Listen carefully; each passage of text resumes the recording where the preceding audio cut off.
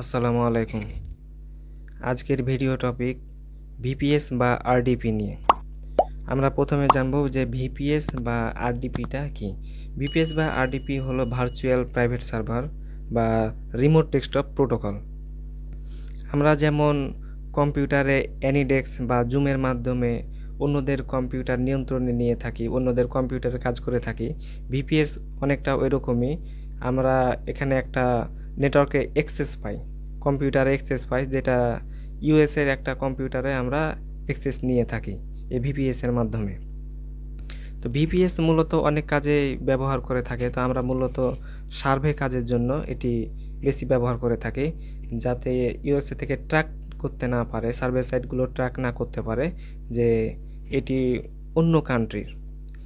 তো একটি VPS by করার ক্ষেত্রে আপনি কোন বিষয়গুলো নজরে রাখবেন বা খেয়াল রাখবেন। প্রথমে আপনাকে ভিপিএস বাই করার ক্ষেত্রে ভিপিএস সম্বন্ধে আপনাকে আগে ভালো করে জেনে নিতে হবে। তো তার আগে বলতে চাই যে ভিপিএস এবং আইপি, ভিপিএস আর আইপির কোনটি ভালো? অবশ্যই ভিপিএসটি অনেক ভালো। ভিপিএসের স্পিড, ইন্টারনেট স্পিড অনেক বেশি হয়ে থাকে। আইপির তুলনায় ভিপিএসের ইন্টারনেট স্পিডটা ভালো হয়ে থাকে এবং একে সহজে ট্র্যাক করা যায় না। তো আমরা এই ভিপিএস দিয়ে কোন কোন সাইটে কাজ করতে পারবো? অনেকেই আছে ভিপিএস যে কোনো সাইট থেকে বাই করে সার্ভে সাইটে আর কাজ করতে পারে না, তারপর বলে যে ভিপিএস দিয়ে আর কাজ হয় না। কিন্তু বিষয়টা তেমন না। আপনাকে রেসিডেন্সিয়াল ভিপিএস এবং সঠিক সাইট থেকে কিনতে হবে, তাহলেই আপনি ওই সকল ভিপিএস দিয়ে সার্ভে করতে পারবেন। আপনি যেখান থেকে খুশি, সেখান থেকে খুশি আপনি ভিপিএস বাই করে সার্ভে কাজ করতে পারবেন না। তো প্রথমে আপনাদের জানতে হবে যে এই ভিপিএস দিয়ে কোন কোন সাইটে কাজ করা যায়। এই ভিপিএস দিয়ে সার্ভের সকল সাইটে কাজ করা যায়।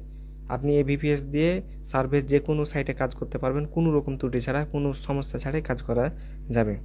এখন এই ভিপিএসগুলো কোন কোন সাইট থেকে কিনবেন, কোন সাইট থেকে কিনলে এই ভিপিএসগুলো দিয়ে আপনি সার্ভে ভালো কাজ করতে পারবেন, এবং কোন আইএসপি হলে বেটার সার্ভিস দিবে এই ভিপিএসে। ভিপিএসে মূলত আপনি ভেরিজোন, এটিএনটি, স্পেকট্রাম, আপনি এ ধরনের যে আইএসপিগুলো প্রোভাইড করে রেসিডেন্সিয়াল, সেগুলো দিয়ে সব ধরনের সার্ভে সাইটে কাজ করতে পারবেন।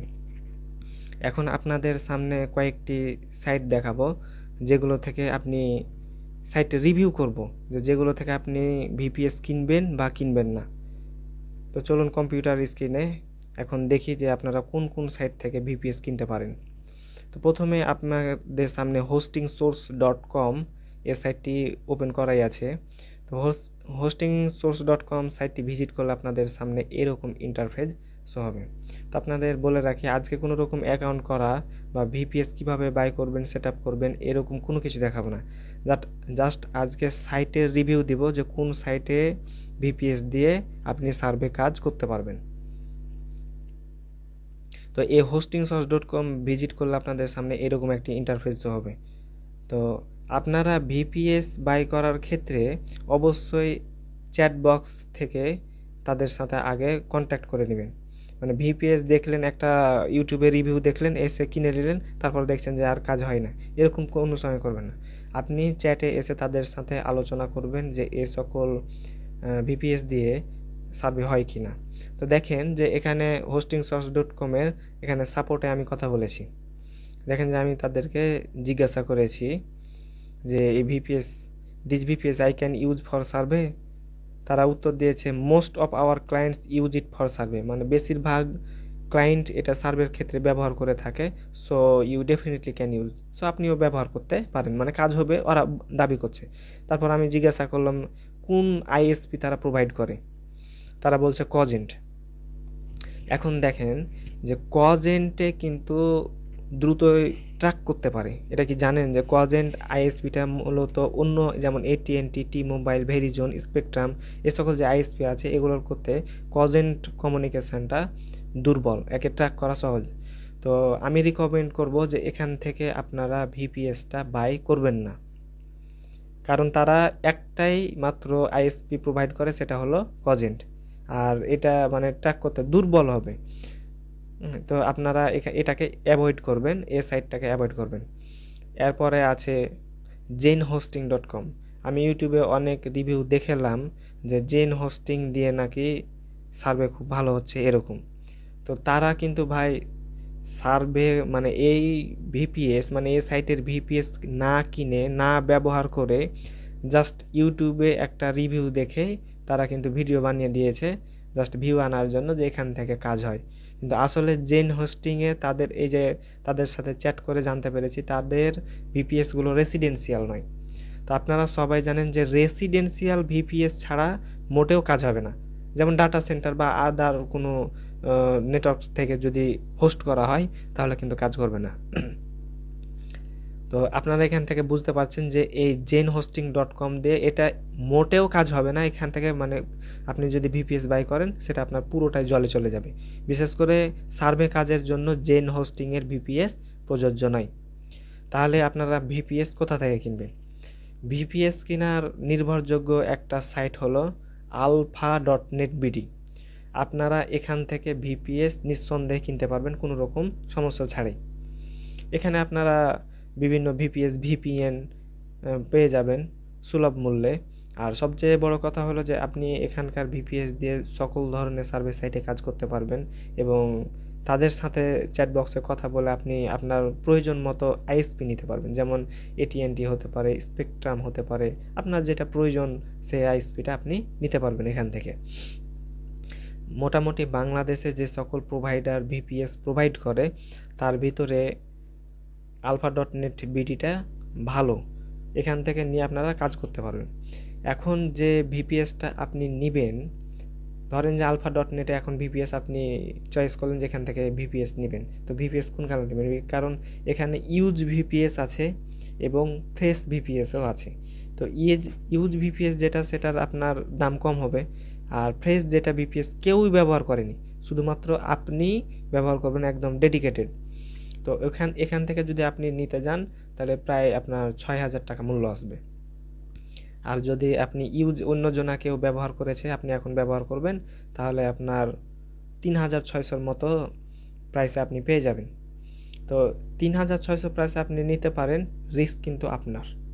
মানে ধরেন যে ভিপিএসটা আপনি নিলেন এই ভিপিএসটা অন্য কেউ নিয়েছিল সার্ভে কাজেরই জন্য, লেখা সে সোয়াগ ব্যাক্সে কাজ করছিল বা ফ্রি ক্যাশে কাজ করছিল, ইনবক্স ডলারে কাজ করছিল বা ওয়াইসেন্সে, বা প্রত্যেকটা স্থানে সে কাজ করে রেখেছে। তাহলে আপনাকে যদি সেম আইএসপিটাই দেয়, সেম আইপিটাই যদি ধরে, তাহলে আপনি যখন ওই অ্যাকাউন্টগুলো করতে যাবেন ওই সকল সাইটে, তাহলে আপনাকে কিন্তু বলবে যে অলরেডি আপনার অ্যাকাউন্ট এই সকল সাইটে করা আছে। এই রিস্কটা কিন্তু থেকে যায়, মানে এটা ইউজ ভিপিএসের ক্ষেত্রে। আর আপনি যদি একেবারে ডেডিকেটেড ভিপিএস কিনতে পারেন তাহলে তো কোনো সমস্যা নেই, আপনি এখান থেকে ফ্রেশ ভিপিএস নিয়ে কাজ করতে পারবেন, কোনো সমস্যা নেই।